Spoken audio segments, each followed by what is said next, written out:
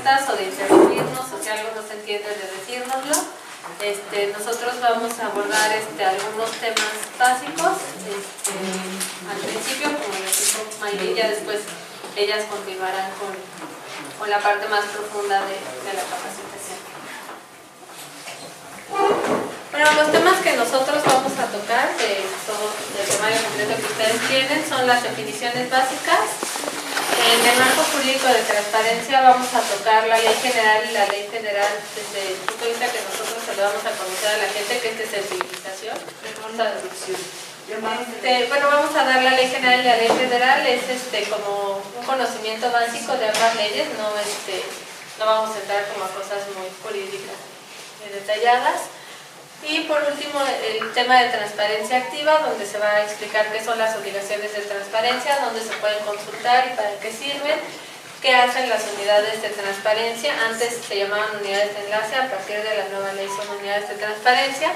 Qué hace el comité de transparencia y cuál es la información que sí se puede clasificar como reservada. Adelante, bueno, vamos a empezar con las definiciones básicas.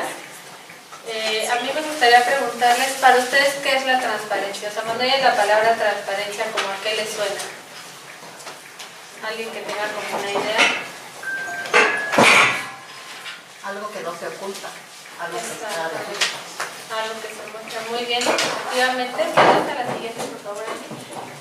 La transparencia es colocar información en una vitrina, más pues como un ejemplo, en una vitrina pública, donde cualquier persona la puede revisar. Eso quiere decir que la información ya esté ahí, sin necesidad de que se solicite. Entonces la transparencia es como antes de la solicitud de información, hay información como esta de las obligaciones de transparencia que vamos a ver más adelante, que ya tiene que estar pública, como decía la compañera, que no se oculte, ¿no? O sea, esa información ya está a la vista de todos. Eso es la transparencia.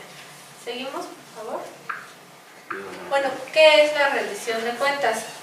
Muchas veces confundimos la transparencia con la rendición de cuentas porque son términos que se usan, siempre van de la mano y que se usan a veces uno por otro. Sin embargo, la rendición de cuentas va más allá de la transparencia. Bueno, la rendición de cuentas es una obligación que tenemos todos los servidores públicos de informar y justificar nuestras acciones. Es decir, qué hacemos, por qué lo hacemos y cómo lo hacemos. Cualquier decisión de un servidor público en lo que tiene que ver con su trabajo tiene que ser explicada debido a que todo lo que hacemos nosotros se hace con recursos públicos, que finalmente es dinero de todos nosotros. Entonces tenemos la obligación de explicar qué hacemos, incluso qué no hacemos, ¿no? Tal cosa no se hizo, ¿por qué no se hizo? Entonces esa es la rendición de cuentas, la obligación que tenemos los servidores públicos de decir qué estamos haciendo, porque más adelante la ley, ya la nueva ley, incluye los sujetos obligados ya nada más, ya no solo a los entes de gobierno, sino a, por ejemplo, partidos políticos, sindicatos e incluso organizaciones de la sociedad civil en lo que tiene que ver con recursos públicos. O sea, si una organización de la sociedad civil recibe recursos públicos, esa parte sí se tiene que decir qué se está haciendo con ese dinero. No lo hace directamente la organización, sino más bien la dependencia que le bajó ese recurso público. Pero todo lo que tenga que ver con recurso público está obligado a rendir cuentas, sin importar si es en lo federal, en lo estatal o no. Bueno, para ustedes, ¿qué es información? Información así en general. Bueno, información es un conjunto de datos, pero que tienen que estar, ¿pasas por favor?, procesados y constituyen un mensaje. Esto quiere decir, si yo les digo a ustedes 30, pues no les estoy diciendo nada, es un dato, es un número, es una palabra, pero no es información, porque 30, ¿qué? Ustedes se quedan en las mismas. Si yo ya les digo, hoy en la mañana en la UAM de Xochimilco hay un grupo de 30 personas tomando un taller de capacitación sobre derecho de acceso a la información, eso ya es un mensaje completo, ustedes ya saben de qué estoy hablando. Y esa información se puede desagregar todavía más. Yo podría decir, de esas 30 personas, 20 son mujeres, 10 son hombres, vienen de 4 organizaciones de la sociedad civil, del Estado de México, entonces la información se puede ir desagregando. Pero lo importante es que información es un conjunto de datos que te dan un mensaje. Y entonces así la información aumenta el conocimiento. Los datos por sí mismos no. Pero ya teniendo información uno puede aumentar el conocimiento sobre algún tema que tenga. Bueno, esa es la información en general. Sin embargo, el derecho de acceso es a la información pública. Entonces, a nosotros nos interesa mucho que quede claro qué es la información pública. La información pública es toda información que está en manos del Estado. Por el Estado se entiende el gobierno federal, el estatal, el municipal, el poder legislativo, el ejecutivo, el judicial, los organismos autónomos. Nosotros, por ejemplo, el INAI es un organismo autónomo, pero no deja de ser parte del Estado. El INEGI también es un organismo autónomo. Y lo que les decía yo, cualquier entidad o organismo que haga uso de recursos públicos. Y bueno, la información es todo archivo, registro, dato, contenido en cualquier medio. Puede ser un documento físico, un papel, puede ser una base de datos que está en un sistema electrónico. La información puede ser de diferentes maneras, pero toda información que se genera en el quehacer del Estado, esa es información pública. Bueno, ahora, acceder a la información pública es un derecho humano, básicamente, y cualquier persona, la que sea, tiene derecho a solicitar información y a recibirla sin necesidad de justificar. Esto es muy importante, ¿no? A veces, sobre todo en lo local, sabemos que cuando alguien va a pedir información, le dicen, pero ¿tú para qué quieres eso? No. Pues el derecho de acceso a la información no tienen que justificar ustedes para qué quieren esa información, porque la información es pública. No tienen que decir ustedes ni siquiera quiénes son. A ustedes podrían no dar su nombre, no hace falta que ustedes justifiquen o se identifiquen ni siquiera como ciudadanos mexicanos, ¿no? Es un derecho que cualquiera puede usar, no tiene que ver con la edad, no tiene que ver con el sexo, no tiene que ver con ningún otro aspecto. Entonces es un derecho universal. ¿Me das la siguiente, por favor? Bueno, entonces vamos a ver qué hay detrás de este derecho, cómo es que sabemos que tenemos un derecho y cuál es la normatividad que existe detrás para poder después aplicarlo.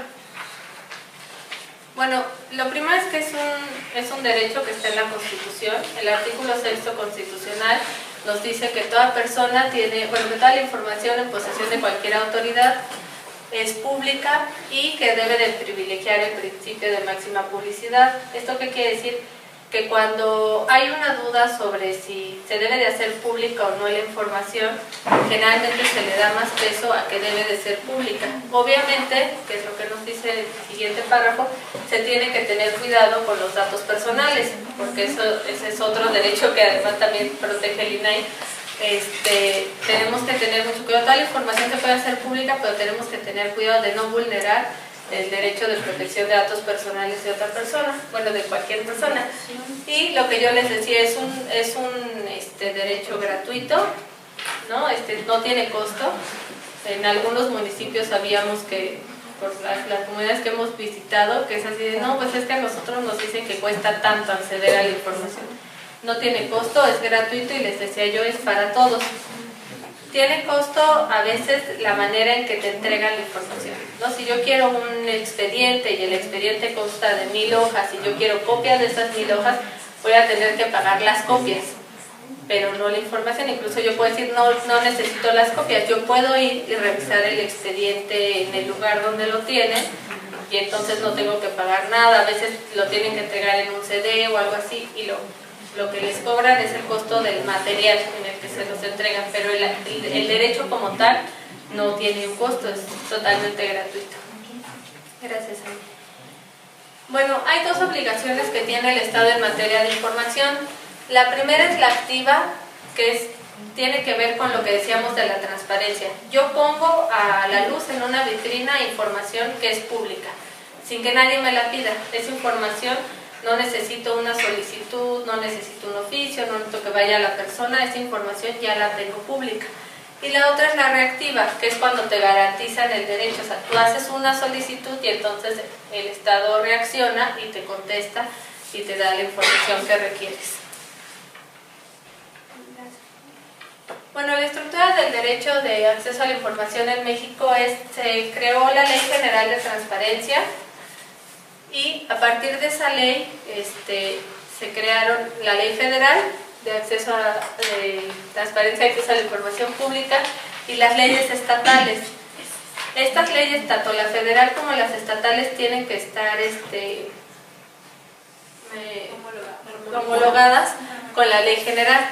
O sea, la ley general establece ciertos plazos, establece ciertas cosas y obviamente tanto la ley federal como la estatal los tienen que respetar. No puede un estado decir, pues la ley general dice tal cosa, pero a mí no me parece.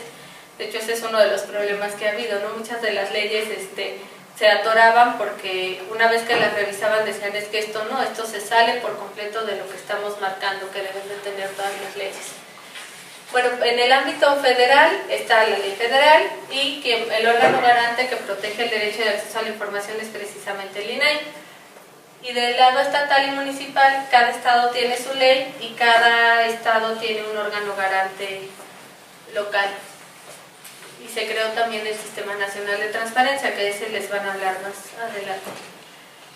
Bueno, la Ley General de Transparencia lo que tiene por objeto es establecer los principios, bases generales y procedimientos para garantizar el derecho de acceso a la información.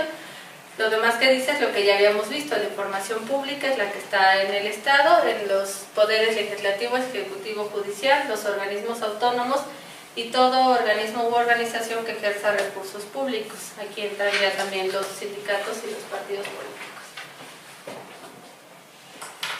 Bueno, los aspectos generales de la ley nos va a hablar de cuáles son los sujetos obligados, nos va a hablar de la creación de la Plataforma Nacional de Transparencia, que esto se los voy a explicar más adelantito, nos va a decir cuáles son las competencias de los organismos garantes, habla ya de sanciones, de las obligaciones de transparencia, que es un tema que también vamos a tocar más adelante, y de los medios de impugnación. Bueno, los principios para garantizar el DAI es obligación de los organismos garantes otorgar medidas para asegurar el derecho de acceso a la información. Toda la información tiene que ser pública, tiene que ser completa, porque a veces nos dan información pero nos la dan incompleta, entonces eso sigue sin respetar nuestro derecho de acceso a la información. Tiene que ser de manera oportuna, hay ciertos plazos que marca la ley, que ahorita se los voy a mencionar, entonces yo no puedo contestar cuando yo quiera, ¿no? Ni tardarme todo el tiempo que yo quiera. Cuando ustedes solicitan la información hay ciertos plazos que se tienen que respetar y tiene que ser accesible. ¿Esto qué quiere decir? Hay a veces nos da la información muy técnica y es muy complicado para un ciudadano que no esté especializado en algún tema, ¿no? Si yo pido información, no sé, sobre algo de la luz y la electricidad y me hablan con puros tecnicismos, yo no lo voy a entender.